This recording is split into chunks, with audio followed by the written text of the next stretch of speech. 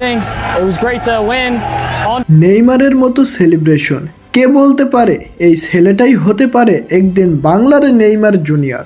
Brazilian মহাতারকাকে follow করেন বাংলাদেশি এই নবীন তুর্কি ফুটবলার, তাই তো পাকিস্তানকে হারিয়ে বাংলার নেইমার হতে চেয়ে যা বললেন রোনাল্ড সুলেমান। যুক্তরাষ্ট্র প্রবাসী রোনাল্ড সুলেমানের জাদুতে মালদ্বীপ চলমান সাফ অনূর্ধ্ব-20 চ্যাম্পিয়নশিপে উড়ন্ত জয় পেয়েছে বাংলাদেশ। একাই মাঠটাকে দাপিয়ে রেখেছিলেন রোনাল্ড সুলেমান। জয়ের পর এক এক করে অদ্ভুত সেলিব্রেশন, যেন নেইমারের হুবহু কপি। আজ মালদ্বীপ ন্যাশনাল স্টেডিয়ামে বি গ্রুপের ম্যাচে পাকিস্তানকে 2-0 গোলের ব্যবধানে হারালো লাল সবুজের প্রতিনিধিত্বরা। দলের হয়ে অভিষেকেই জোড়া গোলের দেখা পেলেন।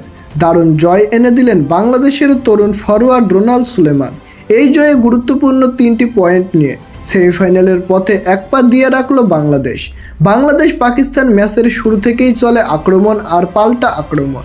তবে ম্যাচের বয়স যখন 54 মিনিট, দুর্দান্ত এক ফ্রি কিকে বাংলাদেশকে লিড এনে দিলেন তরুণ তুর্কি রোনাল্ড সুলেমান।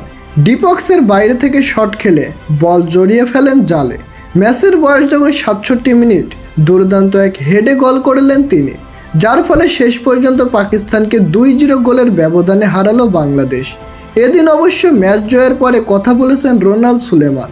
তিনি বলেন, আমি নেইমারকে ফলো করি, নেইমার আমার গুরু, তাই আমি বাংলাদেশের ভবিষ্যতে নেইমার হতে চাই। তো প্রিয় দর্শক, রোনাল্ড সুলেমান কি হতে পারবেন বাংলাদেশের নেইমার জুনিয়র, তা জানিয়ে দিন আমাদের কমেন্ট বক্সে।